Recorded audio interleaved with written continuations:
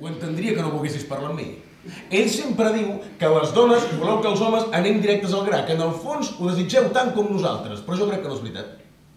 A mi, per exemple, m'agrada anar a poc. Ell diu que sóc un sentimental i què vols que et digui? Potser sí que és veritat, però m'és igual. Jo sóc com sóc i faig les coses a la meva manera, però esclar, això sembla que a tu no t'importa. Tu no em vols conèixer, tu no vols que parlem, tu em dius que calli i jo vaig i callo, perquè tu m'ho demanes, i perquè jo sóc com sóc, i perquè encara que no t'ho sembli, a mi no m'agrada fer enfadar la gent i quan em diuen una cosa no cal que me la tornin a repetir, no pateixis, no em molestaré més. Podràs seguir llegint tranquil·lament. Em quedaré aquí. Aquest sí. Vols que et digui com t'estimes? Es pot saber què esteu fent?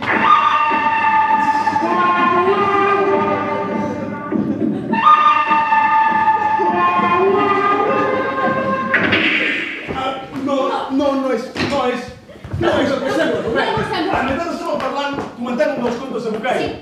Aquell de les granotes en què un es mor... I l'altre no. L'altre no es mor perquè mou molt ràpid les cames i aconsegueix convertir la nata en mantega i pot sortir del recipient. Però vosaltres penseu que sóc tonto. Per què dius això, Robert? Perquè sé que no parlàveu de Bucay. Robert, jo et prometo... Calla d'una vegada si no vols que et buidi el carregador al damunt. No? Què és, un regal per mi? Segur saps què pot ser, No? No sé què és, un CD molt gran. Va, digue'm què ets al sobre, va, digue'm-ho, va, sisplau. És el meu historial mèdic.